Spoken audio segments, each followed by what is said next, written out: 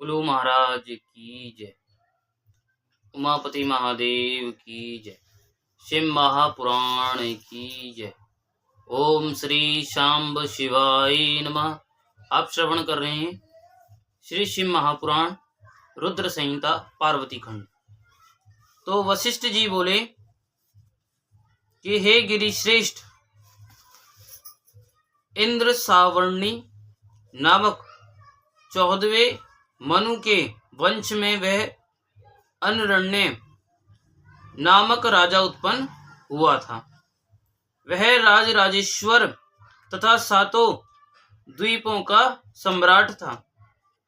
वह मंगलारण्य का पुत्र अनरण्य महाबलवान एवं विशेष रूप से शिव जी का भगत था। उसने महर्षि भृगु को अपना पुरोहित मनाकर 100 यज्ञ किए और देवताओं के द्वारा इंद्र पद दिए जाने पर भी उसने उसे स्वीकार नहीं किया। हे हिमालय, उस राजा के 100 पुत्र उत्पन्न हुए थे और लक्ष्मी सदृश सुंदर एक पद्मा नाम की कन्या उत्पन्न हुई। हे नग श्रेष्ठ, उस राजा का जो प्रेम अपने 100 पुत्रों के प्रति था उससे भी अधिक उस कन्या पर रहा करता था। उस अनरण्य राजा की सर्व सौभाग्यशालिनी 5 रानियां थीं, जो राजा को प्राणों से भी अधिक प्रिय थीं। जिस समय वह कन्या पिता के घर में युवावस्था को प्राप्त हुई, तब राजा ने उसके लिए उत्तम वर प्राप्त करने हेतु अपने दूतों से पत्र भेजा। एक समय ऋषि पिप्पलाद जब अपने आश्रम जाने के लिए तत्पर थे, तभी तपस्या के योग्य एक निर्जन स्थान में उन्होंने काम कला में निपुण तथा स्त्री के साथ श्रृंगार रस के सागर में निमग्न हो बड़े प्रेम से विहार करते हुए एक गंधर्व को देखा।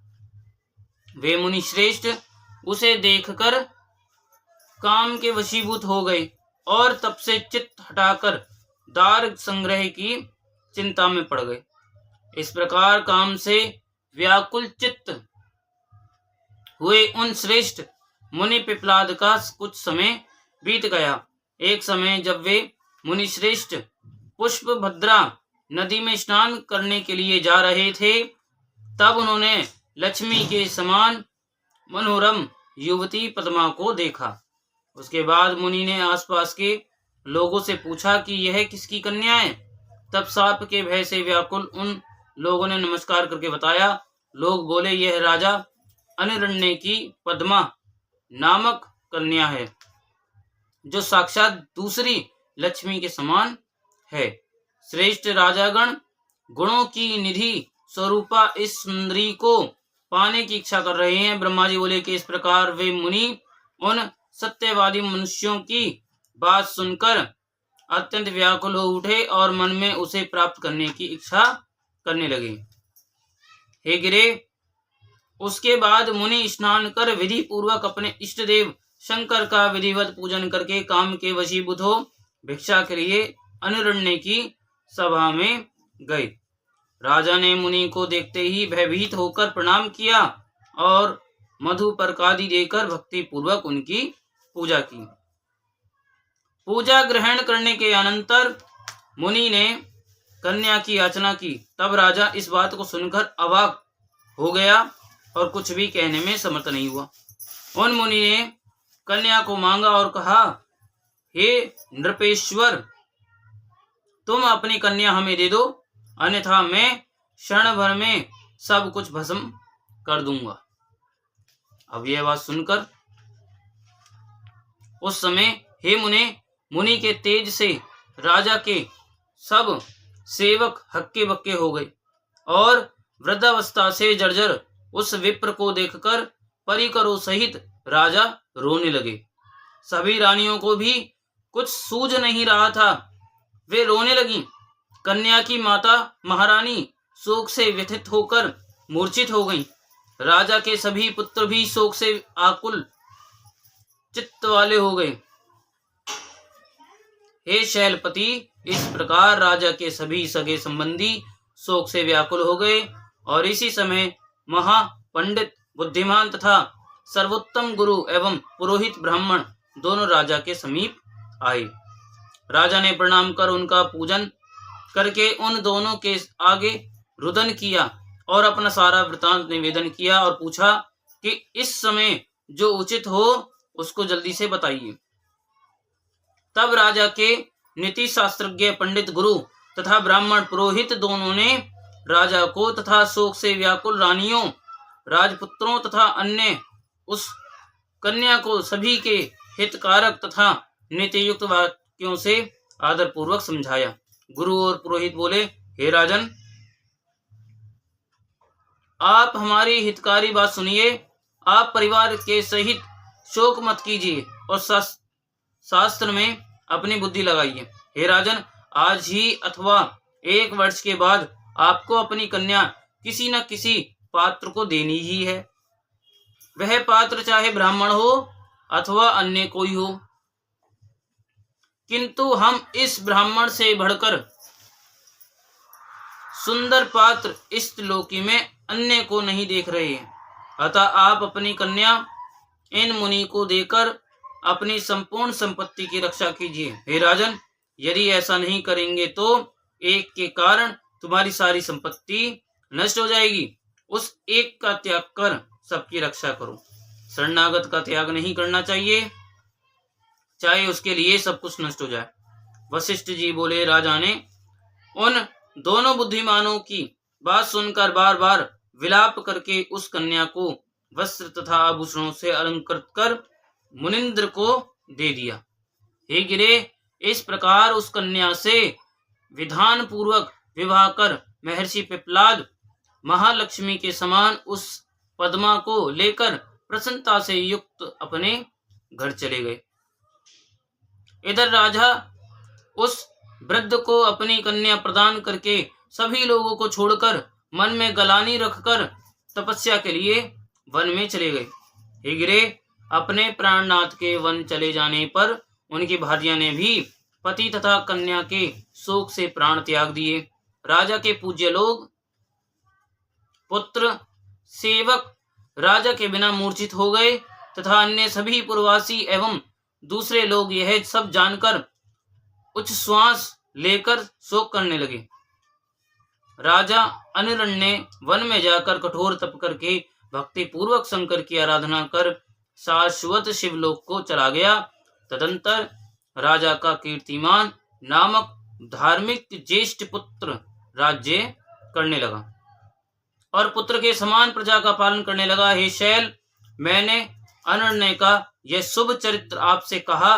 जिस प्रकार अपनी कन्या प्रदान कर उन्होंने अपने वंश की तथा संपूर्ण धन की रक्षा की, तो इसी प्रकार हे शैलराज, आप भी अपनी कन्या शंकर जी को देकर अपने समस्त कुल की रक्षा कीजिए और सभी देवताओं को भी वश में कीजिए। तो नारद जी बोले कि हे तात, अनिरण्य के कन्यादान संबंधी चरित्र को सुनकर गिरिश्रेष्ठ ने क्या किया उसे कहिए। ब्रह्मा जी बोले कि हे तात, अनिरण्य का कन्यादान संबंधी चरित्र सुनकर गिरिराज ने हाथ जोड़कर वशिष्ठ जी से पुनः पूछा। शैलेश बोले, हे वशिष्ठ, हे ब्रह्मपुत्र कृपानिधे, आपने अनिरण्य का परम अद्भुत चरित्र कहा। तदंतर अनिरण्य की कन्या ने पिप्लाद मुनि को पति रूप में प्राप्त करने के अनंतर क्या किया, वह सुखदायक चरित्र आप कहिए। वशिष्ठ जी बोले, अवस्था से जर्जर मुनि श्रेष्ठ पिप्लाद अनिरण्य की उस कन्या के साथ अपने आश्रम में जाकर बड़े प्रेम से निवास करने लगे। हे गिरिराज, वे वहां वन में श्रेष्ठ पर्वत पर इंद्रियों को वश में करके तपस्या प्राण हो नित्य अपने धर्म का पालन करने लगे। तो वह अनिरण्य कन्या भी मन, वचन और कर्म से भक्ति पूर्वक मुनि की सेवा करने लगी, जिस प्रकार लक्ष्मी नारायण की सेवा करती है। किसी समय जब वह सुस्मित भाषणी गंगा स्नान करने जा रही थी, तब माया से मनुष्य रूप धारण किए धर्मराज ने उसे रास्ते में देखा। वे अनेक प्रकार के अलंकारों से भूषित मनोहर रत्नों से जटित रथ पर विराजमान थे। वे नव यौवन से संपन्न एवं कामदेव के समान अत्यंत कमनीय थे। प्रभु धर्म उस सुंदरी पद्मा को देखकर उस मुनि पत्नी के अंतःकरण का भाव जानने के लिए उससे कहने लगे। धर्म बोले, हे सुंदरी, हे राजयोग्य, हे मनोहरे, हे नवीन यौवन वाली, हे कामनी, हे नित्य युवावस्था में रहने वाली, तुम तो साक्षात लक्ष्मी हो। मैं सत्य कहता हूं कि तुम जराग्रस्त पिपलाद मुनि के समीप शोभित नहीं हो रही हो। तुम तपस्या में लगे हुए क्रोधी तथा मरणोन्मुख ब्राह्मण को त्याग कर मुझ राजेंद्र काम कला में निपुण एवं कामातुर की ओर देखो। सुंदरी स्त्री अपने पूर्व जन्म में किए गए पुण्य के प्रभाव से ही सौंदर्य को प्राप्त करती है, किंतु वह सब किसी रसिक के आलिंगन से ही सफल होता है। हे कांते, तुम इस जरा जर्जर पति को छोड़कर हजारों स्त्रियों के कांत तथा काम शास्त्र के विशारद मुझे अपना किंकर बनाओ और निर्जन मनोहर वन में, पर्वत पर तथा नदी के तट पर मेरे साथ विहार करो तथा इस जन्म को सफल करो। वशिष्ठ जी बोले, इस प्रकार कहकर वे ज्यों ही रथ से उतरकर उसका हाथ पकड़ना ही चाहते थे कि वह पतिव्रता कहने लगी। पद्मा बोली, हे राजन, तुम तो बड़े पापी हो, दूर हट जाओ, दूर हट जाओ। यदि तुमने मुझे और सकाम भाव से देखा तो शीघ्र ही नष्ट हो जाओगे। मैं तपस्या से पवित्र शरीर वाले उन मुनि श्रेष्ठ पिपलाद को छोड़कर पर स्त्री गामी एवं स्त्री के वश में रहने वाले तुमको कैसे स्वीकार कर सकती हूँ। स्त्री के वश में रहने वाले के स्पर्श मास से सारा पुण्य नष्ट हो जाता है। जो स्त्रीजित तथा दूसरे की हत्या करने वाला पापी है, उसका दर्शन भी पाप उत्पन्न करने वाला होता है। जो पुरुष स्त्री के वश में रहने वाला है, वह सत्कर्म में लगे रहने पर भी सदा अपवित्र है। पितृ देवता तथा सभी मनुष्य उसकी निंदा करते हैं। जिसका मन स्त्रियों के द्वारा हर लिया गया है, उसके ज्ञान, उत्तम तप, जप, होम, पूजन, विद्या तथा दान से क्या लाभ है। तुमने माता के समान मुझ में स्त्री की भावना से जो इस प्रकार की बात कही है, इसलिए समय आने पर मेरे शाप से तुम्हारा नाश हो जाएगा। वशिष्ठ जी बोले, सती के शाप को सुनकर वे देवेश धर्मराज राजा का रूप त्याग कर अपना स्वरूप धारण कर कांपते हुए कहने लगे। धर्म बोले, हे माता, हे सती, आप मुझे ज्ञानियों के गुरुओं का भी गुरु तथा पराई स्त्री में सर्वदा मात्र बुद्धि रखने वाला समझें। मैं आपके मनोभाव की परीक्षा लेने के लिए आपके पास आया था और आपका अभिप्राय जान लिया, किंतु हे साध्वी, विधि से प्रेरित होकर आपने शाप देकर मेरा गर्व नष्ट कर दिया। यह तो आपने उचित ही किया, कोई विरुद्ध कार्य नहीं किया। इस प्रकार शासन उन मार्ग गामियों के लिए ईश्वर द्वारा निर्मित है।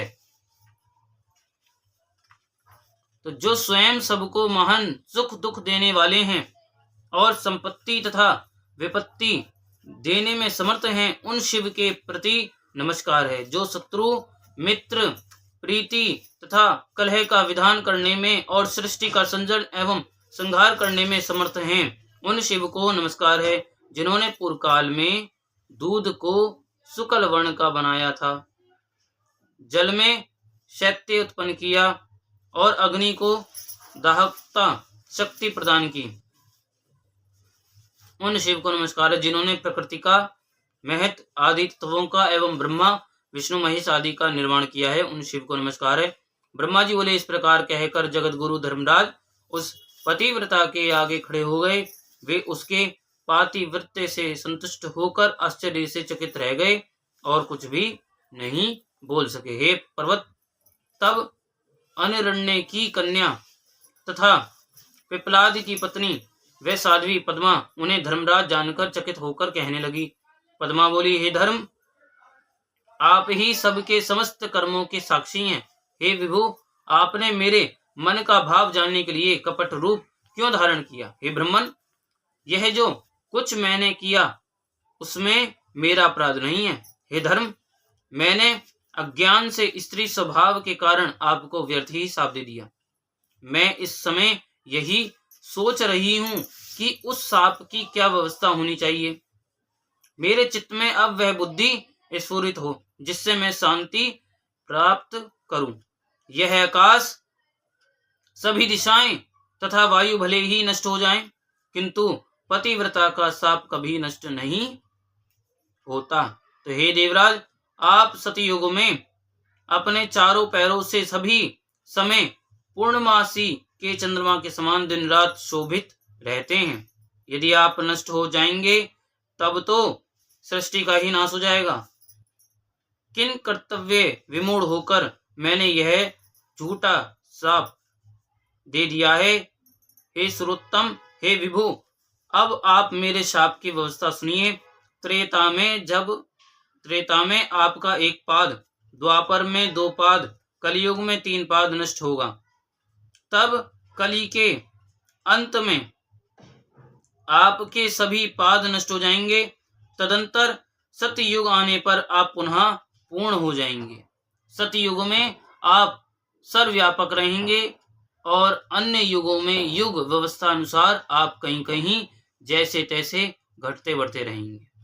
मेरा यह वचन, सत्य वचन, आपके लिए सुखदायक हो। हे विभु, अब मैं अपने पति की सेवा के लिए जा रही हूं, आप अपने घर जाएं। ब्रह्मा जी बोले कि हे ब्रह्मपुत्र नारद, पद्मा के इस वचन को सुनकर धर्मराज प्रसन्न हो गए और इस प्रकार कहने वाली उस साध्वी से कहने लगे। धर्म बोले, हे पतिव्रते, तुम धन्य हो, तुम पति भक्त हो, तुम्हारा कल्याण हो, तुम वर स्वीकार करो। तुम्हारा स्वामी तुम्हारी रक्षा करने के कारण युवा हो जाए।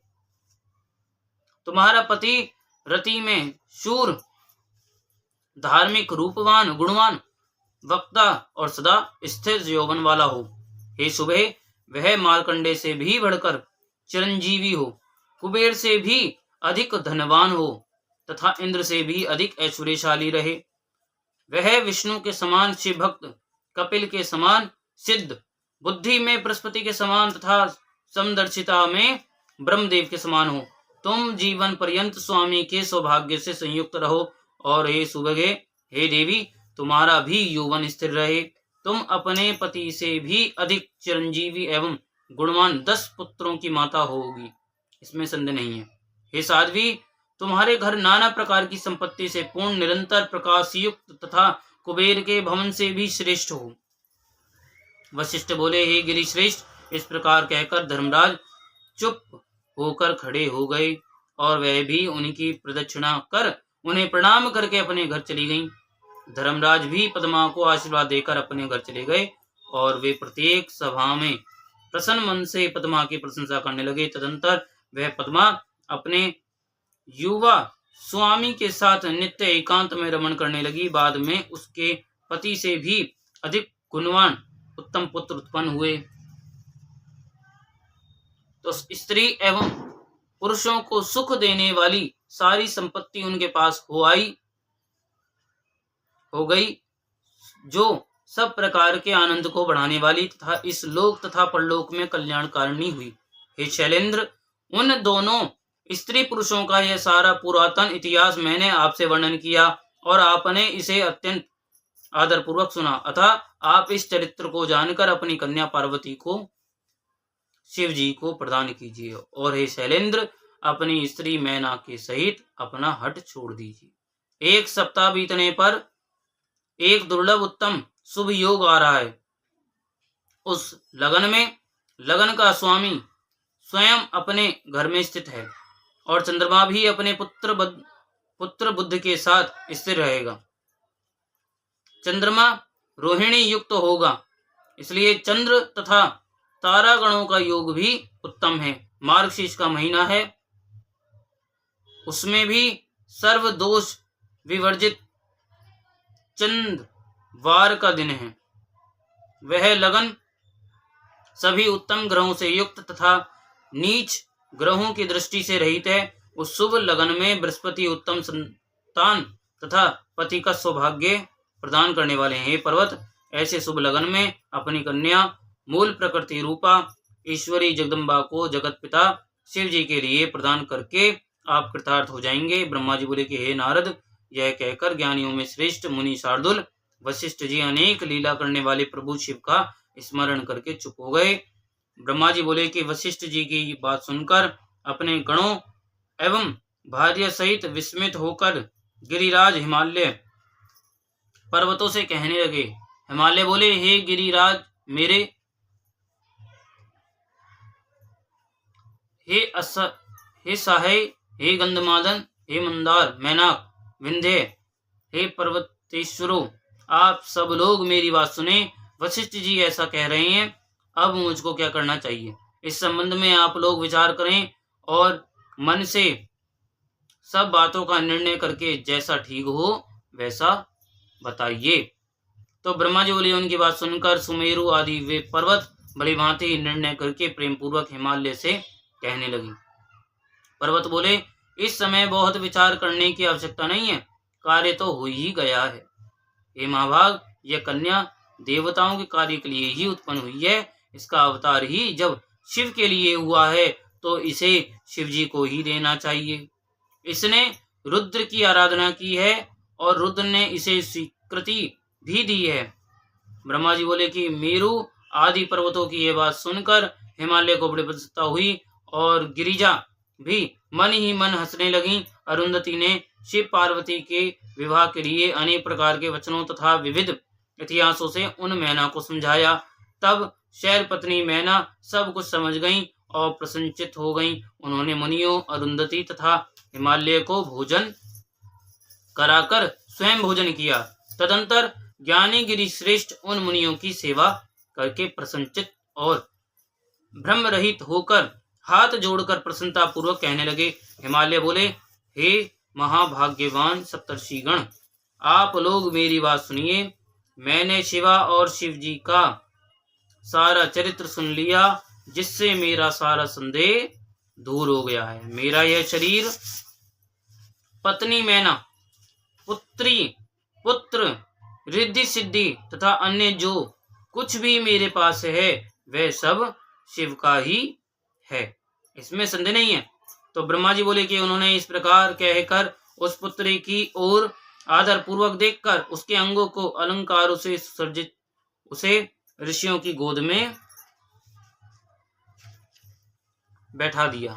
तदंतर शैलराज ने पुनः प्रेम से ऋषियों से कहा, मुझे शंकर का यह भाग उन्हें अवश्य देना है, ऐसा मैंने निश्चय किया है। ऋषि बोले, हे गिरे, भगवान शंकर ग्रहिता होने के कारण भिक्षुक हैं, आप कन्यादान देने के कारण दाता हैं, देवी पार्वती भिक्षा हैं। अब इससे उत्तम और क्या बात हो सकती है। हे हिमालय, जिस प्रकार सभी शिखरों से ऊंचे होने के कारण आपके शिखरों की श्रेष्ठता है, उसी प्रकार आप भी संपूर्ण पर्वतों के अधिपति होने के कारण सबसे उत्तम हैं, धन्य हैं। ब्रह्मा जी बोले, इस प्रकार कहकर निर्मल मन वाले मुनियों ने हाथ से स्पर्श करके कन्या को आशीर्वाद दिया कि शिव को सुख देने वाली बनो, तुम्हारा कल्याण हो। जिस प्रकार शुक्ल पक्ष का चंद्रमा बढ़ता है, उसी प्रकार तुम्हारे गुणों की वृद्धि हो। इस प्रकार कहकर उन सभी मुनियों ने प्रसन्नता पूर्वक हिमालय को आशीर्वाद रूप में फूल तथा फल अर्पित करके विश्वास उत्पन्न कराया। परम पतिव्रता सुमुखी अरुंधति ने शिव जी के गुणों से मैना को प्रलोभित किया। तदंतर हिमालय ने दाढ़ी में हरिद्रा तथा कुमकुम से मार्जन किया और लौकिकाचार पूर्वक सारा मंगल किया।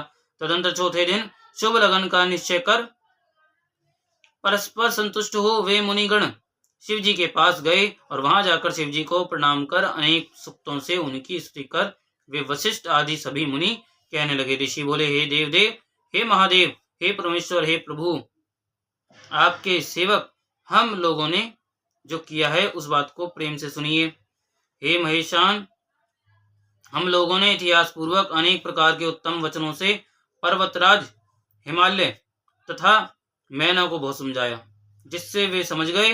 अब उन्हें संदेह नहीं रहा। गिरिंद्र ने वाग्दान देकर प्रतिज्ञा की है कि यह पार्वती आपकी है। अब आप अपने गणों और देवताओं को लेकर विवाह के लिए चलिए। हे महादेव, हे प्रभु, आप शीघ्र ही विवाह के लिए हिमालय के घर चलिए तथा संतान उत्पादन के लिए रीति के अनुसार पार्वती से विवाह कीजिए। ब्रह्मा जी बोले। उनकी यह बात सुनकर शिव जी प्रसन्नचित्त हो गए और लौकिक आचार में तत्पर होकर हंसते हुए इस प्रकार कहने लगे। महेश बोले, हे महाभाग, मैंने तो विवाह न देखा है न सुना है। आप लोग ही जैसी विधि देखे सुने हैं उसे बताइए। ब्रह्मा जी बोले। शिव जी के लौकिक शुभ वचन को सुनकर वे देवाधिदेव सदा शिव से हंसते हुए कहने लगे। ऋषि बोले, हे प्रभु, आप समाज सहित विष्णु को विशेष रूप से शीघ्र बुलाकर पुत्र सहित ब्रह्मा जी, इंद्रदेव, सभी ऋषिगण, यक्ष, गंधर्व, किन्नर, सिद्ध, विद्याधर, अप्सरा, इन सबको तथा अन्य लोगों को आदरपूर्वक यहाँ बुलाइए। वे सब आपका कार्य सिद्ध करेंगे, इसमें संदेह नहीं है। ब्रह्मा जी बोले। ऐसा कहकर उनकी आज्ञा लेकर वे सभी सप्तर्षि शिव जी की महिमा का वर्णन करते हुए प्रसन्नतापूर्वक अपने स्थान को चले गए। और नारद जी बोले कि हे तात, अब आप कृपा कर मुझे यह बताइए कि उन सप्तर्षियों के चले जाने के बाद हिमालय ने क्या किया। ब्रह्मा जी बोले कि हे मुनीश्वर, अरुंधति सहित उन सप्तर्षियों के चले जाने पर हिमालय ने जो किया उसे मैं आपसे कह रहा हूं। उसके बाद महामनस्वी गिरिराज हिमालय प्रिय पुत्रों सहित अपने मेरु आदि बंधुओं को बुलाकर बड़े प्रसन्न हुए। उनसे आज्ञा लेने के बाद हिमालय ने प्रीति पूर्वक अपने पुरोहित गर्ग जी से लगन पत्रिका लिखवाई और उन्होंने प्रसन्न मन वाले अपने सेवकों से अनेक प्रकार की सामग्रियों तथा उस लगन पत्रिका को बड़े प्रेम से शिव जी के पास भिजवाया। उन लोगों ने कैलाश पर शिव जी के समीप जाकर उनको तिलक लगाकर वह पत्रिका उन्हें प्रदान की। भगवान सदाशिव ने उन लोगों का विशेष रूप से यथोचित सम्मान किया और प्रसन्नता पूर्वक वे सभी लोग हिमालय के पास लौट आए। हिमालय भी शिव जी के द्वारा विशेष रूप से सम्मानित हुए। हर्षित लोगों को देखकर मन ही मन अत्यंत प्रसन्न हो गए। तत्पश्चात उन्होंने भी अनेक देशों में रहने वाले अपने संबंधियों को बड़े प्रेम के साथ सुखदायक निमंत्रण भेजा। उसके बाद उन्होंने आदर से उत्तम अन्न तथा विवाह के लिए अनेक प्रकार की उपयोगी सामग्रियां एकत्र की। उन्होंने चावल, चिवड़ा, गुड़, शर्करा तथा नमक का पहाड़ लगवा दिया। दूध, घी, दही की वापी बनवाकर उन्होंने जो आदि का आटा, लड्डू, पूड़ी, स्वस्तिक, शर्करा का प्रभुत संग्रह करवाया और अमृत के समान स्वादिष्ट इक्षुरस की वापी बनवा दी तथा मक्खन, आंसुओं का समूह एवं महास्वादिष्ट पकवानों एवं रसों का ढेर लगवा दिया। शिव जी के गणों तथा देवताओं के लिए हितकारक अनेक प्रकार के व्यंजन वस्तुएं तथा अग्नि से पवित्र किए गए अनेक प्रकार के बहुमूल्य वस्त्र, नाना प्रकार की मणियां, रतन, स्वर्ण तथा चांदी, इन द्रव्यों को तथा अन्य वस्तुओं को विधि पूर्वक एकत्रित करके गिरिराज ने मंगलदायक दिन में मंगलाचार प्रारंभ किया। पर्वतों की स्त्रियां पार्वती का संस्कार करने लगीं। वे स्वयं अनेक प्रकार के आभूषणों से सुसज्जित होकर प्रसन्नता पूर्वक मंगलाचार करने लगीं। नगर में रहने वाली स्त्रियां भी प्रसन्न होकर उत्सव तथा मंगलाचार के साथ अनेक प्रकार के लोकाचार करने लगीं। हिमालय भी प्रसन्नचित्त होकर प्रेम के साथ समस्त मंगलाचार कर बंधु वर्गों के आने की प्रतीक्षा करने लगे। और इसी बीच निमंत्रित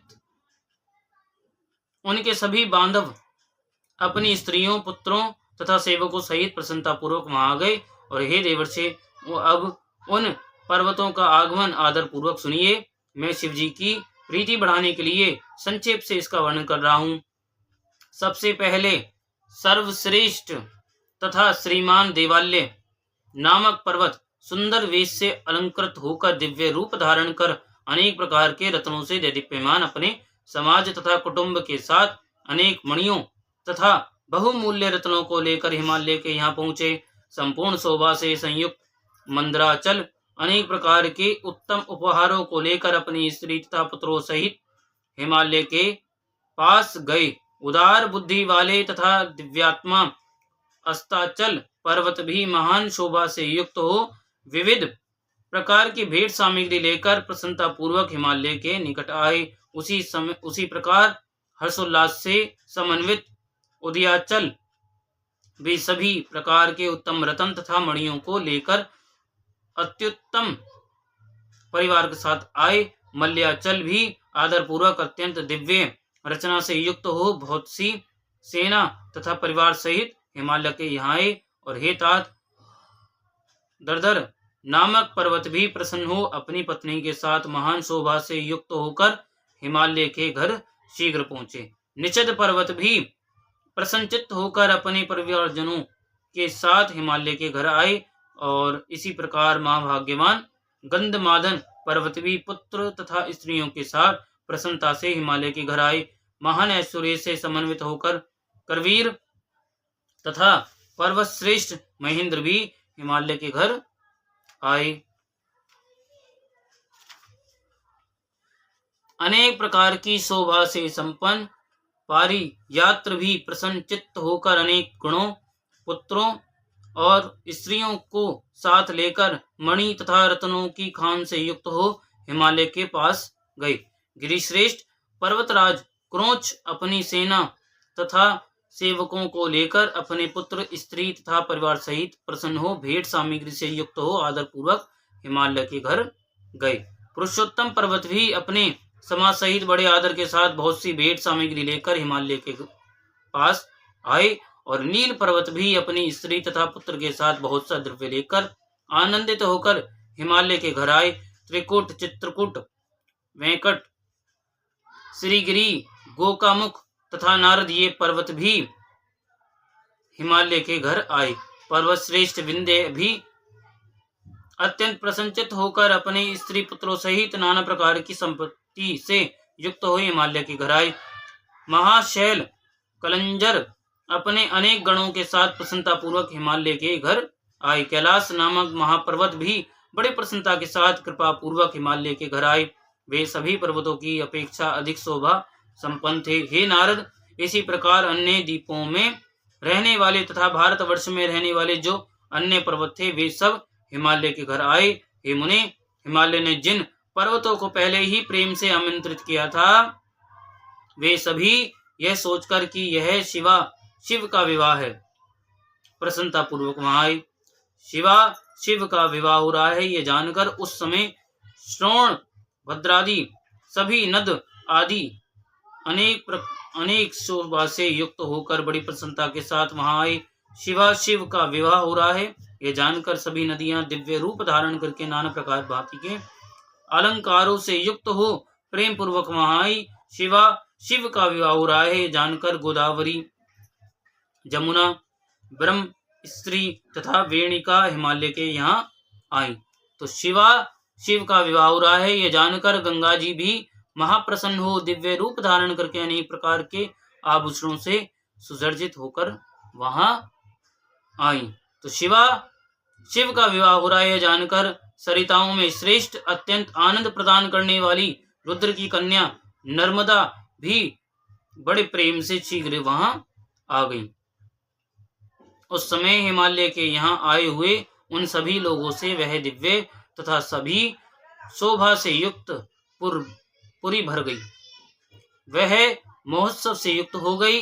उसमें नाना प्रकार के केतु ध्वज एवं तोरण सुशोभित होने लगे। नाना प्रकार के वितानों से सूर्य का प्रकाश रुक गया और वह पूरी रंग बिरंगे रत्नों की छटा से पूर्ण हो गई। हिमालय ने भी प्रभुत आदर के साथ अत्यंत प्रेम पूर्वक उन स्त्रियों तथा पुरुषों का यथोचित सम्मान किया।